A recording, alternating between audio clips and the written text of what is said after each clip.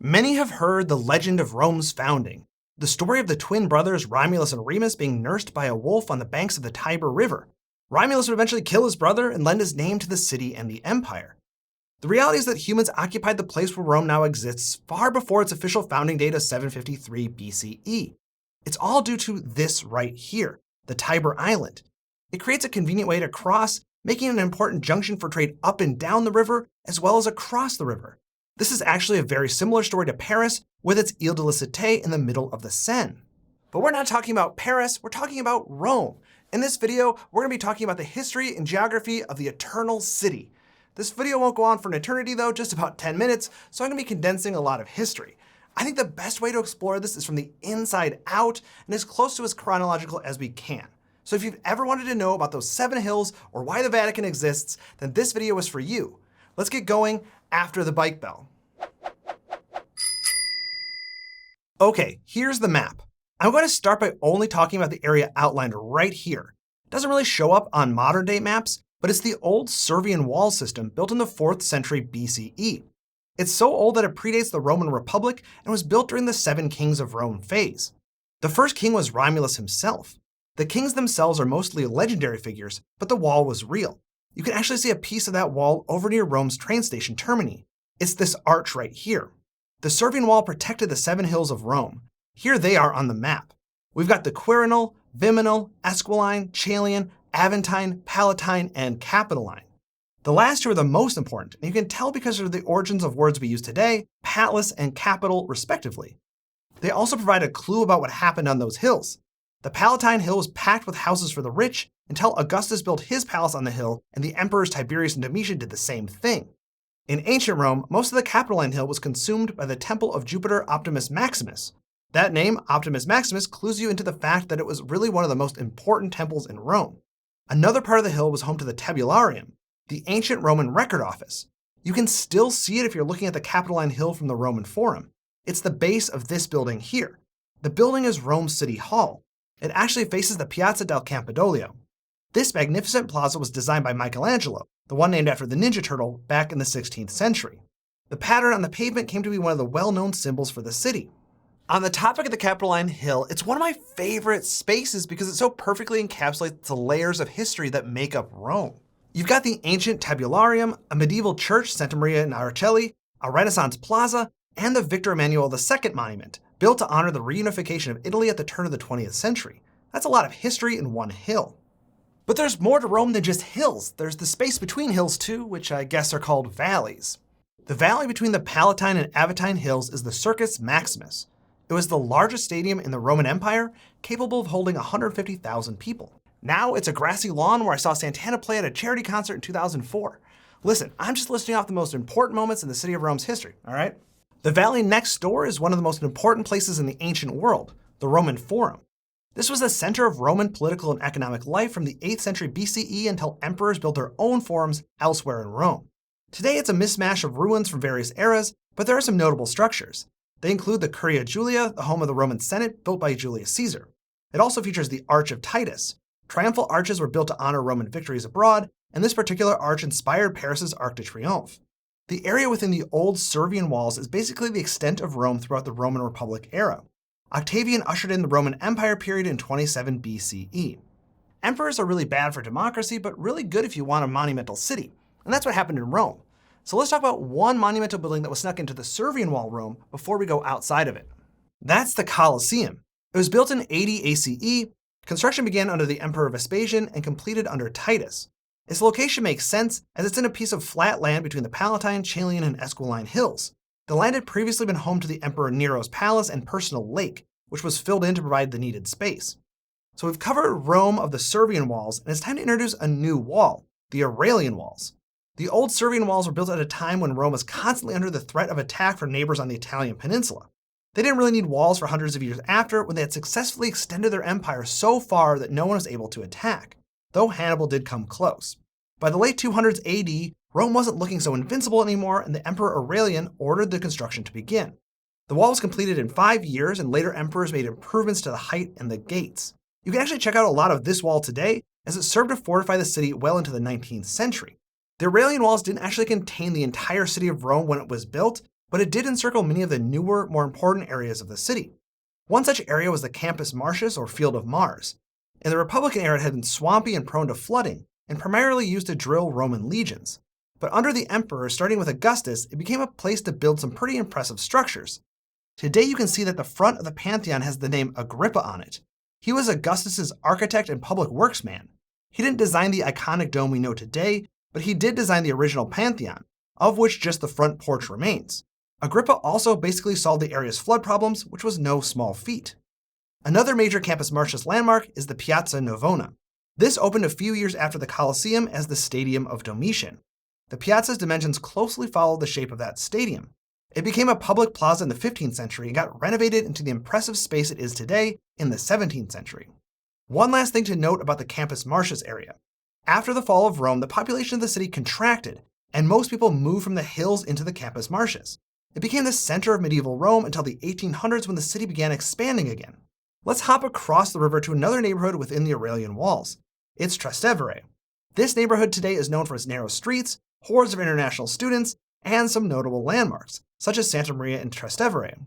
It's one of the oldest churches in Rome, dating back to about 340 ACE. Most of the church that exists today is from the 12th century, making it a great place to check out architecture and art from the medieval era of the city. While we're on the topic, let's dive deeper into the world of churches. There are a lot of Catholic churches in Rome, no surprise, about 900, making it the city with the most churches anywhere. Visitors can easily spend their entire time entering churches and marveling at the art and architecture. Let's highlight a few of the notable ones so we don't just talk about all 900. There's sort of a ranking system for these churches, and at the top are the 4 major papal basilicas. Unsurprisingly, St. Peter's in the Vatican is one of those 4. It's the largest church in the world by interior volume, and even flexes on other large churches by drawing lines where their interior space ends. We'll talk more about the Vatican later. First, we need to talk about the rest of the 4 major basilicas. The second is St. John in Lateran. This is technically the Pope's home church, not St. Peter's. Cathedrals are home to bishops, and St. John in Lateran is home to the Bishop of Rome, the Pope. This makes it a cathedral church. It's just a technicality though, as obviously the Pope makes St. Peter's his home church. If you walk down the Via Merulana, you'll find yourself at the 3rd major basilica, St. Mary Major. It's the largest church dedicated to the Virgin Mary. The last major basilica is St. Paul outside the walls. It's called that because it lies just outside of the Aurelian walls. It's also called that because there is a St. Paul within the walls. I'm not kidding. That church is actually the first Protestant church built in Rome in the year 1880. Before we leave the cozy confines of the Aurelian walls in Rome, I want to point out another important part of it, one of the northern gates. It's the Porta del Popolo, which is the entrance to the Piazza del Popolo. This large oval plaza is iconic due to a few key design elements. First, there's a real Egyptian obelisk in the center. 3 streets radiate out from the plaza, and the center one is the Via del Corso, a rare, long, straight street in Rome that leads right to the aforementioned Vittorio Emanuele monument on the Capitoline Hill. This street is even more important when you consider that before the railroad, this was the primary way into Rome. Visitors would enter through this Aurelian wall, pass into this massive open plaza, and continue down the Via del Corso. They'd also have to pass between the twin churches that almost act like guard towers. They kind of remind me of the Argonath from Lord of the Rings. The eastern side of the plaza connects to the Villa Borghese, a large urban park that in the 17th century was a garden villa on the edge of Rome for the elite Borghese family. If you follow the eastern road out of the Piazza del Popolo, you will soon reach the Piazza di Spagna. There is an intersecting street, the Via del Condotti, with some of the most fashionable shopping in the city. That street also points directly to the Spanish Steps, another famous Roman landmark. The steps functionally are nothing more than a way to ascend a steep hill to Trinità Diamanti, a Renaissance church owned by the French government. Okay, it's time to leave the comfortable confines of the Aurelian walls to one of the more famous parts of Rome, a part that technically isn't part of Rome at all. It's the Vatican. The Vatican is the smallest country in the world by both land area and population. If you want a whole video about this tiny city-state, you can check out the one I've already made on this channel. But how did the Vatican become its own country? Well, in the Roman Empire times, it was home to many villas for the elite located outside of town at the time. It was also home to the Circus of Nero, another stadium. This is where many early Christians were martyred in front of spectators, including, according to legend, St. Peter. In the 4th century, the first edition of St. Peter's Church was built on the site to commemorate one of the most important figures in Christendom. And in the 16th century, the Catholic Church built the current St. Peter's on top of the site of the old one.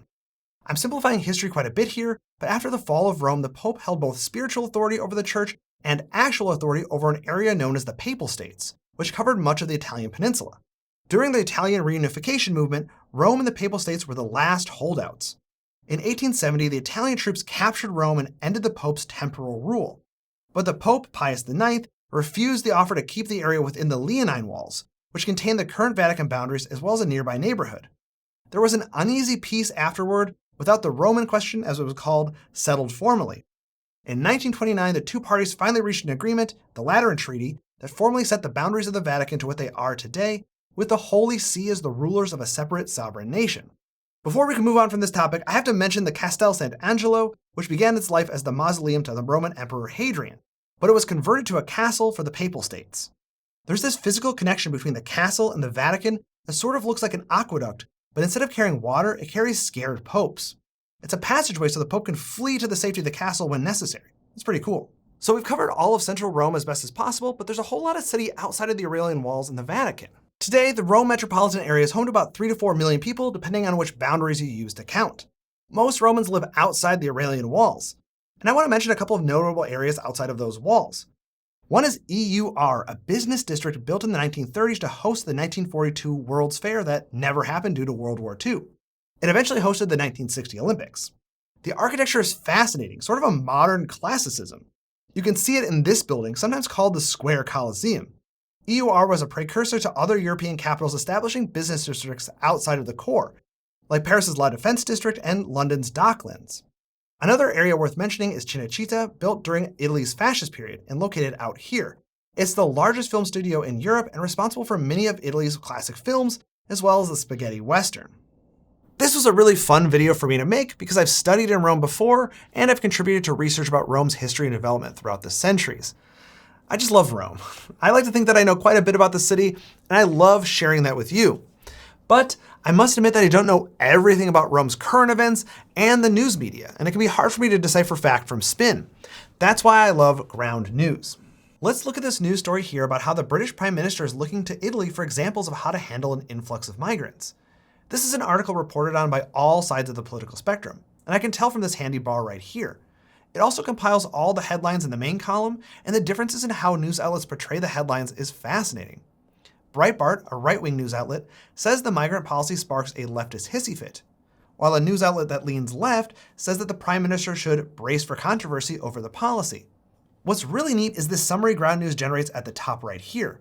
It intelligently takes all the news articles and turns them into easily digestible bullet points. And that's not even the coolest thing. It can even change the summary based on political bias. The bias comparison even shows you how the news outlets differed on their reporting. It's just really cool.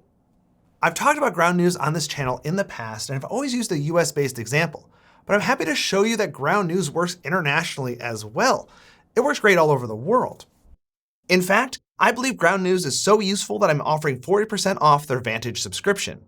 You can only access this offer through my link, so go to ground.news/citybeautiful or go click on the link on screen or in the description and support an independent media platform working to make the world's news more transparent.